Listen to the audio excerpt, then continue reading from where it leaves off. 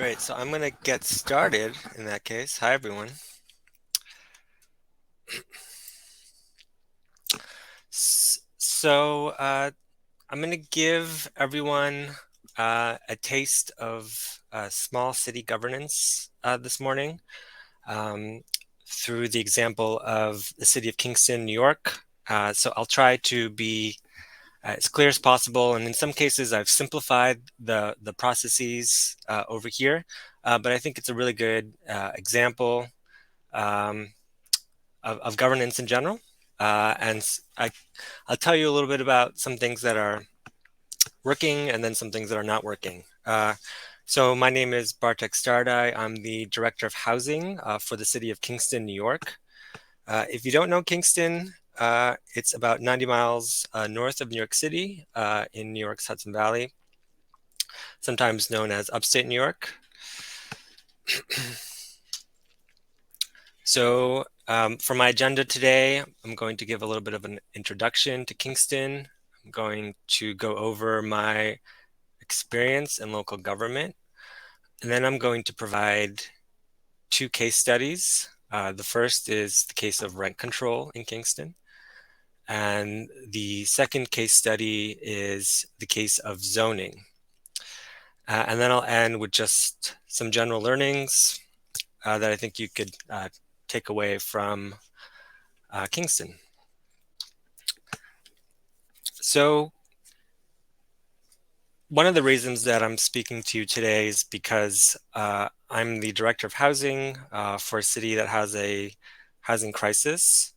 And I've been deep in some of the governance issues surrounding actions that need to be taken to solve that crisis.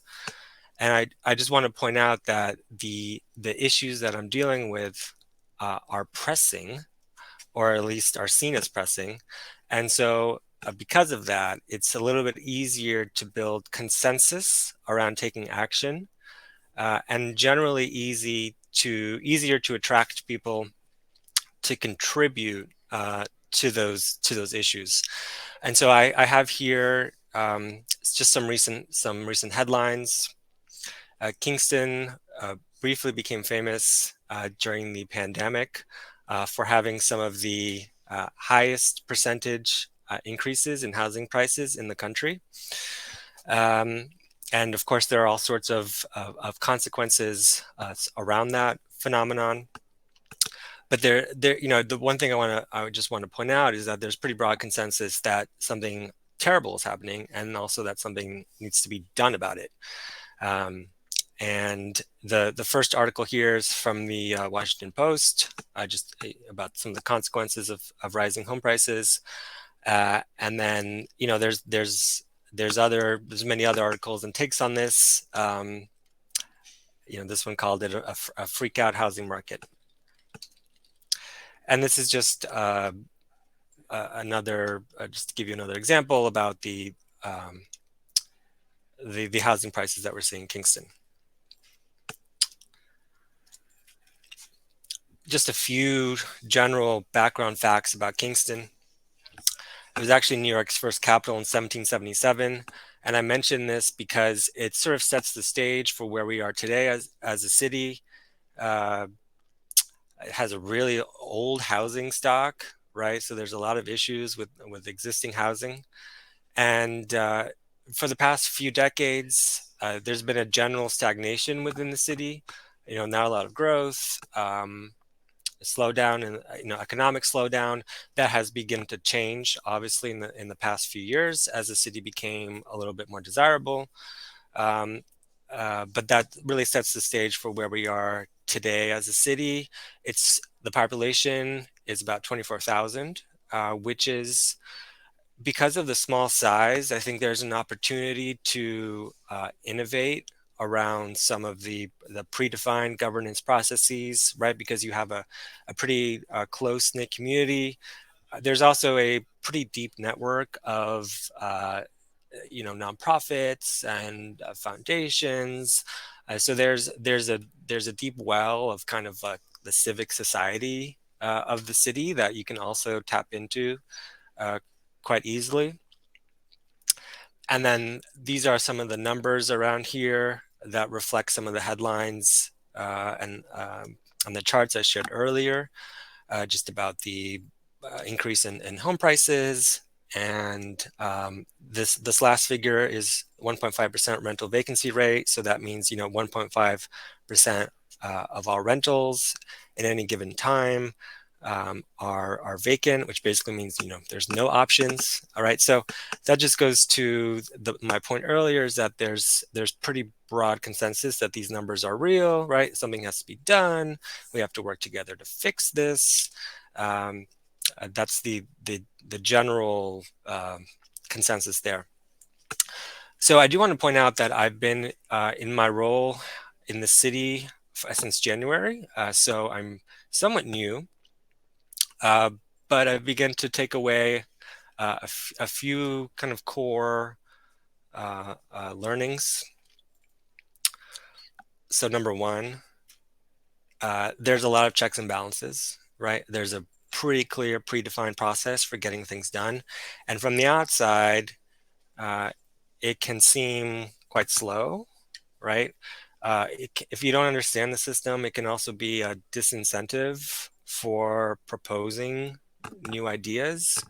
And I think that goes even for some of the most motivated stakeholders, right? They probably, a lot of people just want to work outside of the system, quote unquote.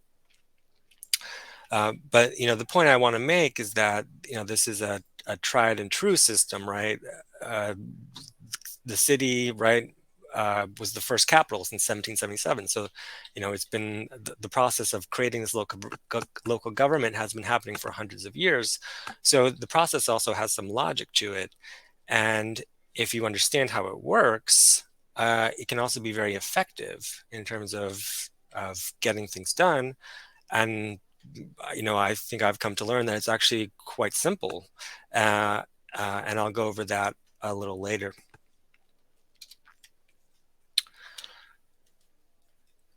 So another sort of interesting dynamic that I've learned is that there's this kind of an awkward interaction between elected officials and government staff, myself included.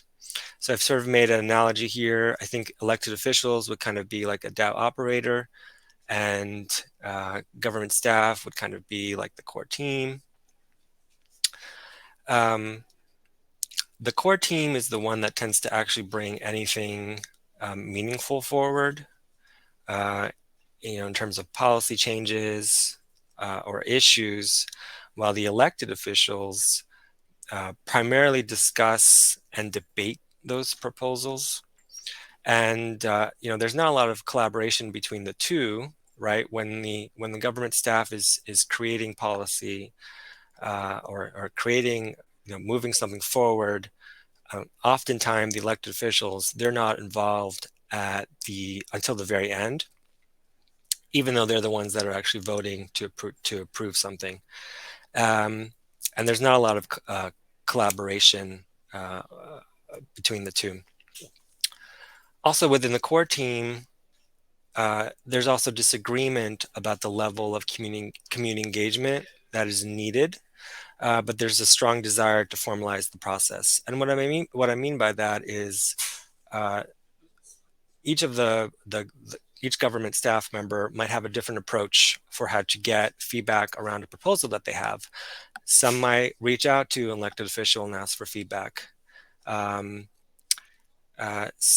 might host 10 community meetings around an idea or policy proposals, but some might take a completely different approach to that. So there's some disagreement around that, but I think generally there's a strong desire to formalize the process because ultimately we are accountable to the elected officials to get anything done, and we need their approval. And if there's a formalized process that they agree to, we can have higher confidence from the beginning that something will actually get passed. And this is my last learning, if you will. There's a lot of voter apathy for most issues. even for an issue such as housing, I've been somewhat surprised at the level of public engagement at times, meaning it's really difficult to get people riled up or excited about certain proposals that I bring forward. However, I do want to make the point that there's certain just basic outreach methods that I perform and that many city staff perform to bridge that gap and to guarantee that there's some public engagement around a particular proposal or issue.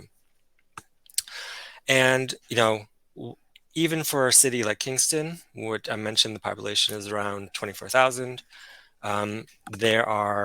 there's a rich civil society here, and there's dozens of formal boards that are purely advisory, but by tapping into that network, that already established network, it can really improve the upon the general voter apathy that you see around most issues. So I do want to ground, before I jump into my case studies, I do want to ground this a little bit in some theory. And I'm generally fan of this quote that you see here, which is all about why do community engagement at all? Why try and have a more decentralized governance process? And so I'm just going to read this briefly and then just discuss some thoughts on this. So, decentralizing governance enables people to participate more directly in governance process and can empower people previously excluded from decision making. Decentralized areas of administration pave a way towards a better understanding between citizens and officials. It increases efficiency and responsiveness of government.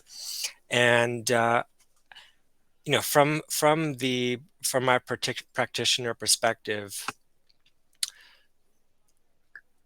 any type of governance process or citizen engagement really slows down the policymaking process, which can be a little bit frustrating at times when you, again, have an issue that needs action, like housing. But what I found, and the reason why I agree with this quote, is that often creating some kind of a formal participation process actually improves the end result, right? So I think just by virtue of that fact, right, it's worth trying in most cases.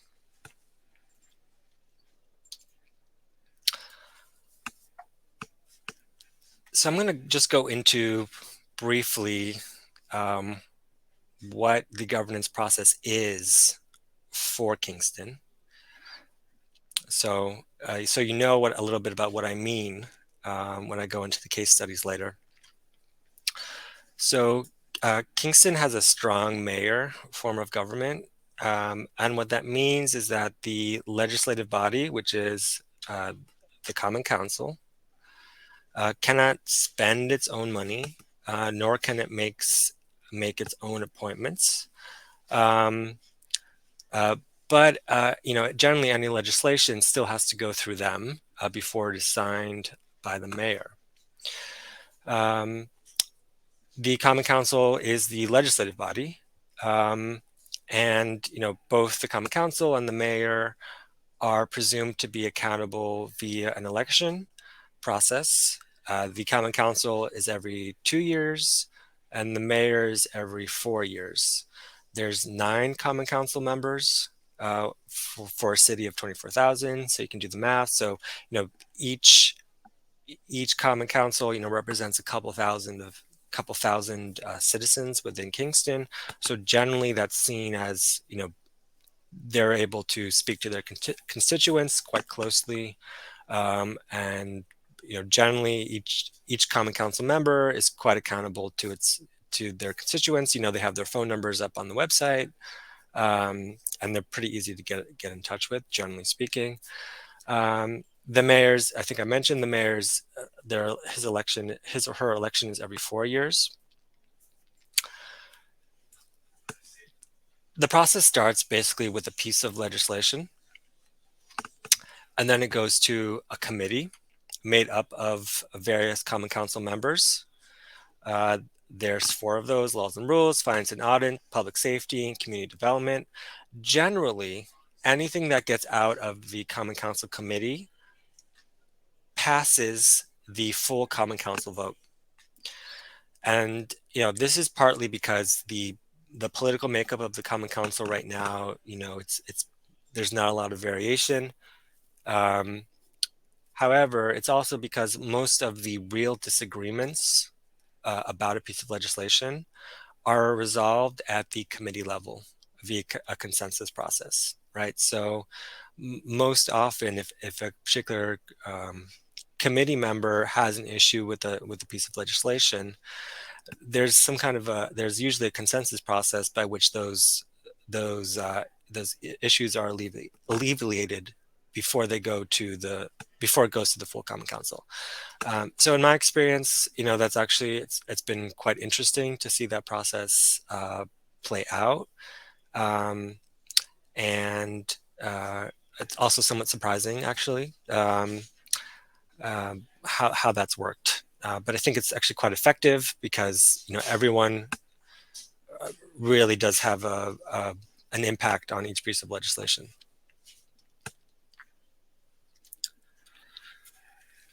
Okay, so now I want to go through the informal governance process, and this is, this is before the piece of legislation is actually brought to the Common Council, right? So there's a project proposal, and usually, as I mentioned before, it's someone within city government that brings this piece of legislation or a project forward. There's some kind of undefined community outreach, and then that makes its way to the actual legislation that the Common Council passes. In terms of the community outreach that is done so far, the most formal method is creating something called a project advisory committee. And so this is called a PAC. And the PAC is usually made up of representatives from the community that are impacted by the project, or that are, just key stakeholders within the project itself and its success. So for example, if there's a street reconstruction project, the PAC might include a few residents of that street, the pastor of the local church, and two business owners. There might be additional public meetings as part of that process, but the city will usually assume that the PAC speaks for the interests of the street as a whole, and the PAC usually also operates via that consensus model, right? So everyone sort of has to agree before a project moves forward. And so that's probably the most formal way of doing community outreach that the city has. And the PAC is sometimes mandated, I should add, by by a funding source for a project. But sometimes it just makes sense given a particular project.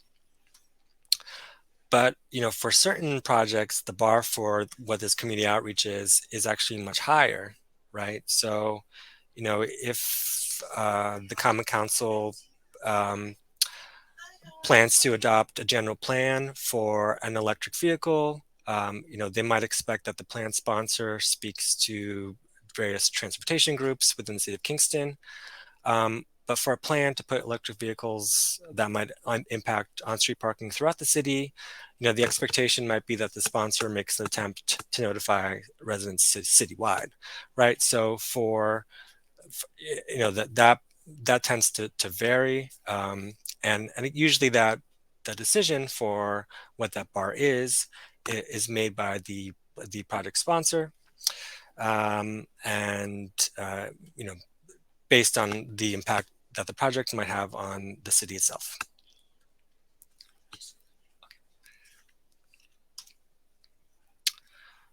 All right, so I'm going to go into my first case study here, which is something that has just happened here in Kingston. and it's the case of rent control.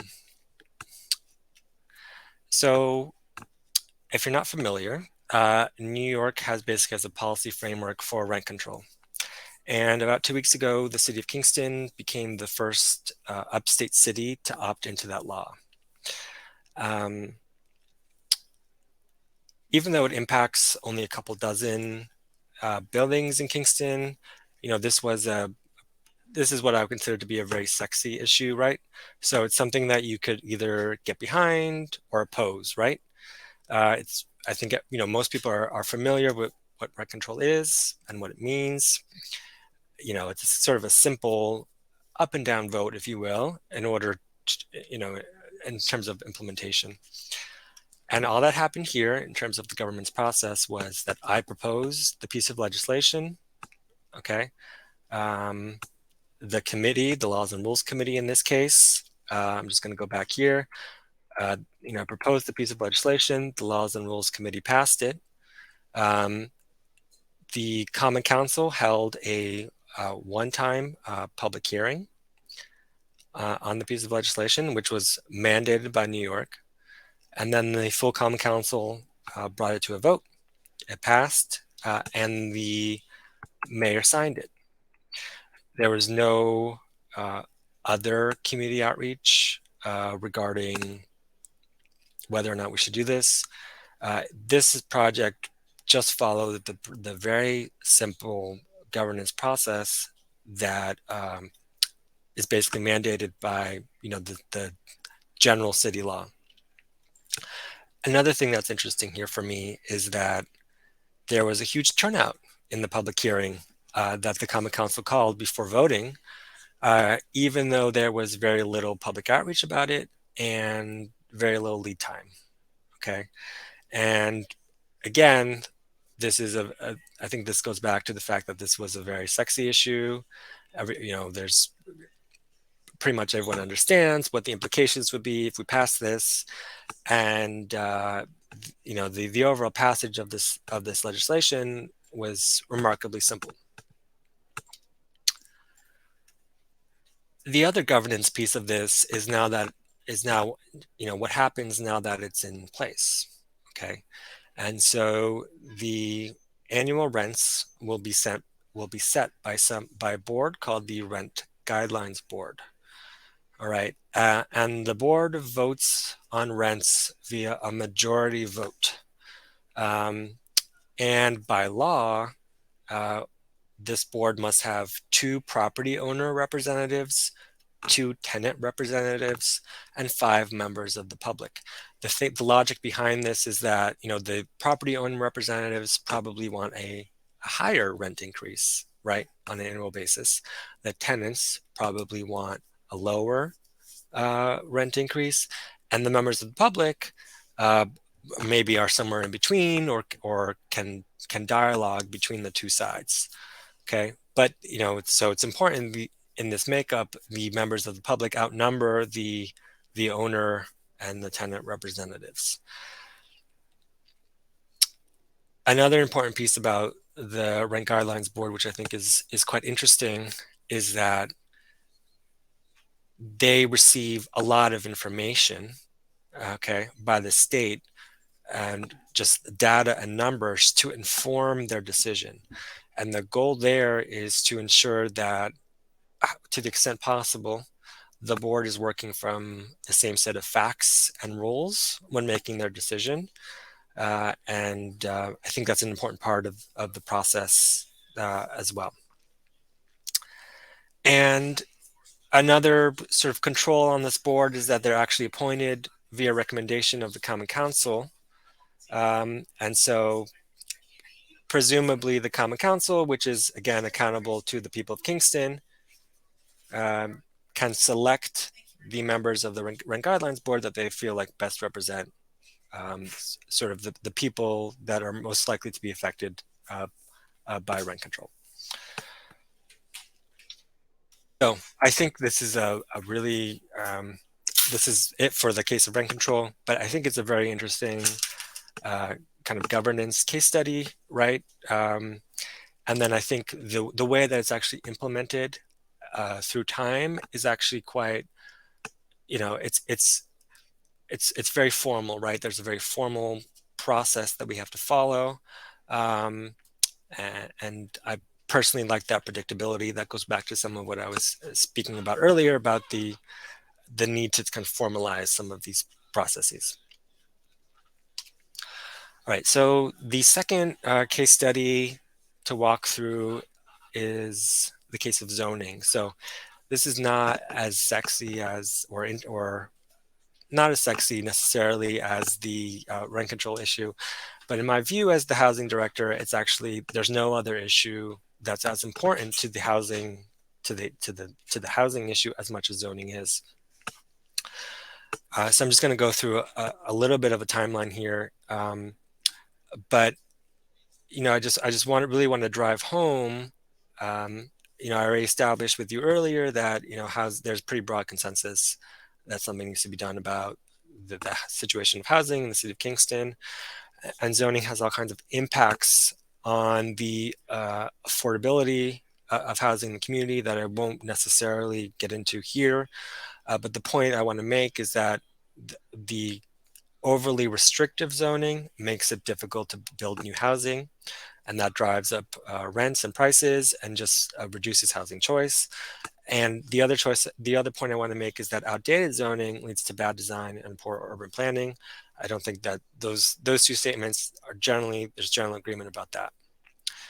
The current City of Kingston zoning code was completed in 1963, and that is the zoning code that the city currently has.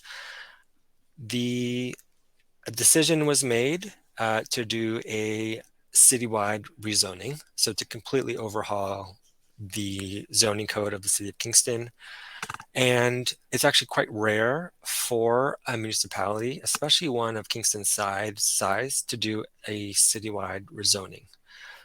So for me, and I think also for city government as a whole, this was a huge opportunity, not only for Kingston, but also to engage the citizenry of Kingston via process to make sure that they provide input, because the end result will impact everyone. Okay. The challenge of this issue is that compared to rent control, it does not have the same level of sexiness. So it's a little bit easier to tune out. And it's also a little bit more complex, right? I'm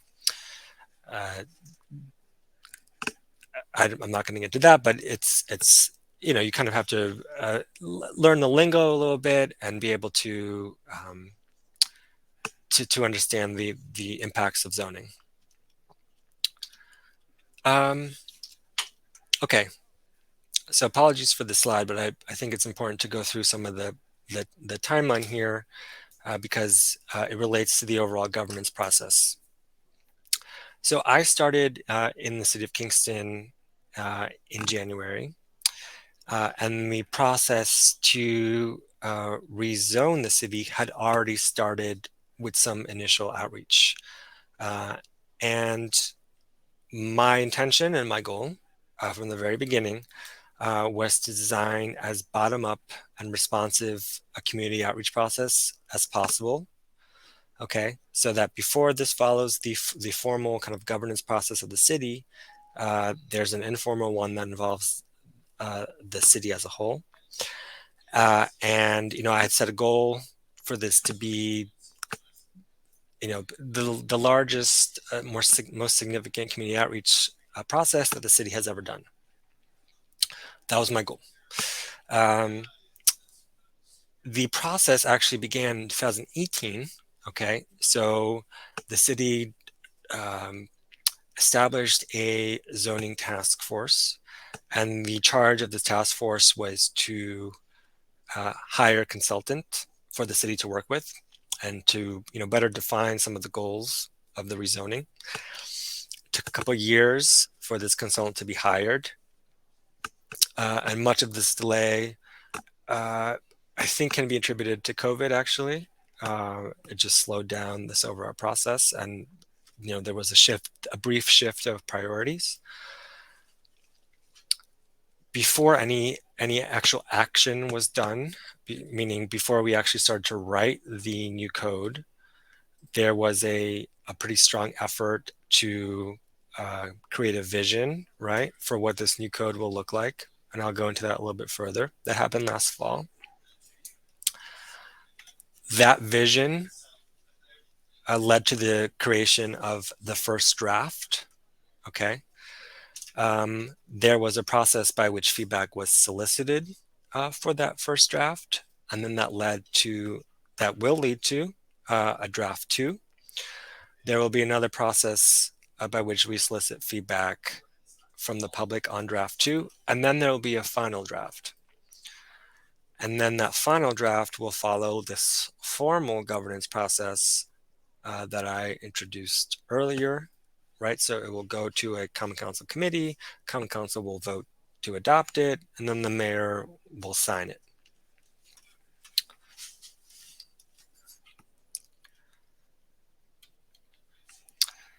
The one other detail I'd like to note here is that the Common Council had to actually approve the funds to hire this consultant. And so they had to authorize basically, city staff to work on this project, which I think is important in this case, just because it gives the process a little bit more legitimacy. So I'm just going to briefly describe some of the actual tactics that we've been using within each of these community outreach stages.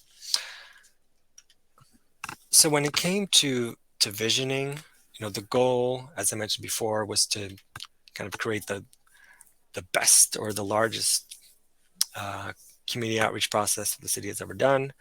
The goal was to engage as many people as possible in as many formats as possible. So some of those formats included a citywide meeting, right? That was in person and virtual, an online survey that could be filled in at any time, outside neighborhood walking tours, and then also specific stakeholder meetings that were invite only, right? So we invited, the for-profit sector, the nonprofit sector, environmental groups in separate stakeholder meetings. And then, finally, there was also drop-in sessions, right? So, we're going to be at a church for 2 hours. You can drop in and talk to us about this at any time within that period. The goal was, again, as much flexibility as possible with all these different formats. And that was the visioning phase.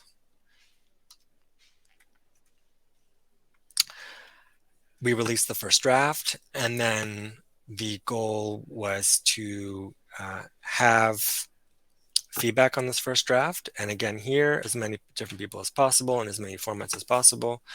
So we had a written public comment period, hybrid citywide meeting, neighborhood drop-ins with lots of visuals, right, to explain the complexity of zoning, and then also had walking tours in certain neighborhoods.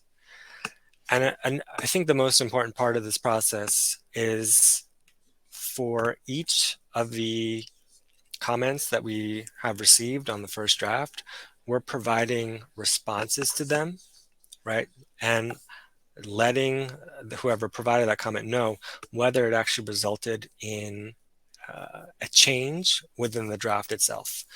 And, I'll say that about half of the comments that we received actually resulted in a change in the first draft, right? So I think it's quite important to show that, we're not only doing the outreach, but we're also being responsive to that outreach and making changes along the way as we go forward.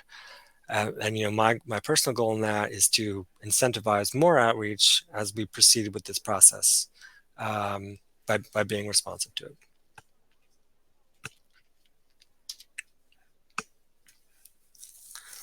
All right, so I just have a few more slides here. So a few general takeaways from the zoning process. I mentioned my goal for what the community outreach process will be here. And still, there's a lot of criticism that for something so important, most of the people of City of Kingston do not care, maybe are not aware this is happening, and a general feeling that the outreach hasn't been intentional enough. And I think I agree with that in the sense that you can't just put something as important as this just out there, right? And kind of expect the comments or feedback to come to you. That outreach must indeed be intentional. And I'll talk a little bit about that in the next slide. There are, certain events, there was surprisingly low turnout. I expected more, given some of the awareness about this. And, don't get me wrong, there are certain people that are really involved, and then some of these people are really, really for it, and then some of these people are really, really against it. But it'd be hard to make an argument that these people are necessarily representative of the city at whole.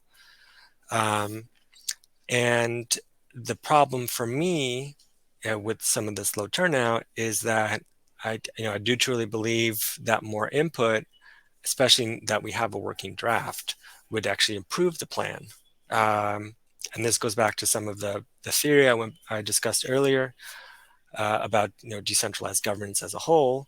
That the comments, because the comments directly shape what's in the draft, and the draft is going to impact development Kingston for generations to come, we should have as many comments from as many people, from as many residents as possible. So that has surprised me a little bit. However, I will say that the experimentation with different formats has been really helpful. So, I listed some of these uh, different ways that we invite feedback. Generally, I would say the more flexible a format is, the higher turnout there was, right? So, anyone could submit a public comment at any time once the draft was released, and we received hundreds of comments. But for the actual meeting itself, where we presented the plan and had a discussion about it, the turnout was pretty paltry, like under 20 people. But that experimentation with formats, I think, is quite helpful because you kind of see what works, and you can pretty quickly improve upon what you're doing to invite more feedback. And I think going forward, because this process, we're sort of midway through the process, I'm kind of done with I'm putting this thing out there and let us know what you think. It's really about going to certain stakeholder groups and asking them to participate. And what that often means is having a meeting about this in their own space, right? And I think generally that's probably the approach that I'll be going forward with. And so just wanted to kind of let you know where I'm at with everything that we've done, and because we're midway through what I'm planning on doing. All right, and this is my last slide. Just with some general learnings. So number one, issues regarded as pressing will get more attention, right? And you can frame an issue as being pressing, right? If it's maybe not seen as pressing right now, but anytime you bring up something that is in the quote unquote emergency, it's just automatically going to get more attention. And you're going to invite more feedback. As I mentioned before, I think intentional outreach will make the end result more legitimate. And being very clear about these are the people that I'm going to bring into this process. Okay.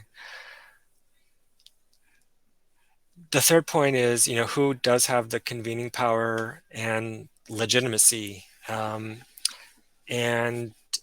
I've found that City Hall doesn't always have the convening power and legitimacy that, um, perhaps it could. Uh, for certain people, it might be a different party or a different body, right? So it might be a church or a nonprofit group that has the convening power that we need to involve in any governance process. And then finally, my my goal always is to create to formalize a process. And if I had to start this process all over again, especially with particularly with zoning, I'm quite interested in this idea of a citizens assembly. And if you're not familiar with that, basically what happens is that citizens are, in this case, any residents of Kingston, would be chosen by lottery, so it's randomized. And you bring together this random group of residents. They are presented with the same facts and information, right? So they hear, testimony from experts, from witnesses, from interest groups.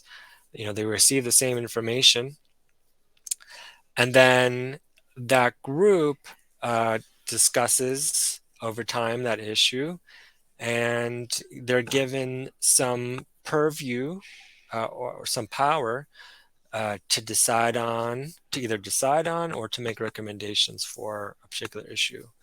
And I think this is it's quite interesting, and it goes back to some of this a little bit about you could have 200 people involved in any particular event, but they're not necessarily representative of the city at large, right? Or one could make the argument that they're not. And so by putting together this citizens assembly, and because it's random, potentially you get a different outcome there. And I think it's quite a compelling idea for me as a practitioner in city government. So this is my last slide, and this is actually City of Kingston City Hall. Okay, and it has sort of a symbolic power in Kingston because it sits in the center, right in the center of town, and it was it was abandoned for about 2 decades in the 80s or 90s, kind of when the city as a whole was down and out. It was restored in the early 2000s, and it was meant to kind of rekindle a sense of confidence in governance, right, and in the city government as a whole. So it has a lot of symbolic power, I think, locally. But the point I want to make is that I should also add it has a really nice conference rooms, right? It has a really nice this convening setup. But the note that I want to make just to close is that anytime I hold any kind of event in City Hall, I get the lowest attendance, right? Compared to when I actually go out and choose an alternative venue for any governance process. And I think that's just an important point to make. And that's all. Thank you.